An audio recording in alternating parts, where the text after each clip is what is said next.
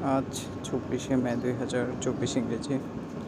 আসলে আমি এতদিন কোনো ভিডিও দিতে পারিনি, কারণ আমার এখানে কিছু প্রবলেম থাকার কারণে পারিনি আসলে ব্যাপারটা।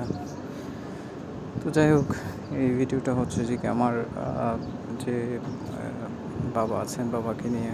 আসলে ওনার গত ৬ এপ্রিল ওনার প্রথম মৃত্যুবার্ষিকী ছিল। গত বছরের ৬ মে ২০২৪ ইংরেজিতে উনি মারা যান। স্ট্রোক করে মারা গিয়েছিলেন। এটা আসলে হঠাৎ একটা ধাক্কা ছিল আমাদের জন্য। আমরা আসলে বুঝতে পারিনি যে উনি এভাবে আমাদের কাছ থেকে চলে যাবেন। তো যাই হোক, উনি মারা গিয়েছেন, ১ বছর পার হয়ে গেছে। আজকে ২৪শে মে। গত ১৭-১৮ দিন আসলে আমি প্রচুর পরিমাণে বিজি ছিলাম, প্লাস আসলে আমার তো একটা সুযোগ পাইনি রেকর্ডিং করার জন্য, যার কারণে আসলে রেকর্ডিংগুলো করতে পারিনি। তো এটা আসলে আমার আব্বাকে ডেডিকেট করে ভিডিওটা, কারণ আমার আব্বা আসলে অনেক ভালো মানুষ ছিলেন, প্লাস অনেকটি হেল্প করেছেন। উনি আসলে মানুষকে যে পরিমাণ সাপোর্ট দিয়েছেন, মানুষের কাছ থেকে ওই পরিমাণ সাপোর্ট পাননি। ইভেন আমি ওনার ছেলে হয়েও আসলে আমি তেমন একটা ওনার যোগ্য পুত্র হতে পারিনি।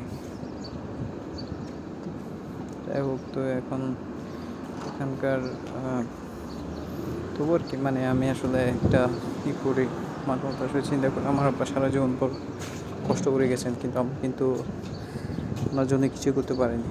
প্লাস আমি আসলে তো ওনার যোগ্য পুত্র হতেই পারিনি। তো যাই হোক, আসলে বেশি কিছু বলার নাই আমার আব্বার জন্য। আমার আব্বাকে দোয়া করি আমার আব্বা যেন বেহেশতে নসিব হয়। প্লাস উনি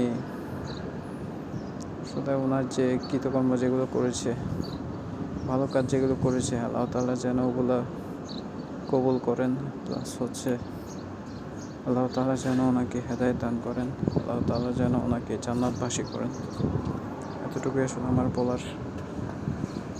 তো এত কিছু হওয়ার পরও আসলে মানে আমি তো এখন তো বাইরে চলে আসছি, এখন ৭-৮ মাস মতো হয়ে গেছে। তো আসলে আমার আব্বাকে প্রচুর পরিমাণে মিস করি। আমার আব্বাকে আসলে এত পরিমাণে যে মিস করি যেটা বলার বাইরে, কারণ আমার আব্বা সারা জীবন পর উনি বিদেশে ছিলেন। উনি আসতেন ২ বছর পর, ৩ বছর পর আসতেন, ২-৩ মাস থেকে চলে যেতেন। আসলে ওনাকে কাছে পাওয়ার যেটা এটা একদমই হয়নি, একদমই পাইনি আমরা কেউ, ভাই বোনদের মধ্যে সবাই।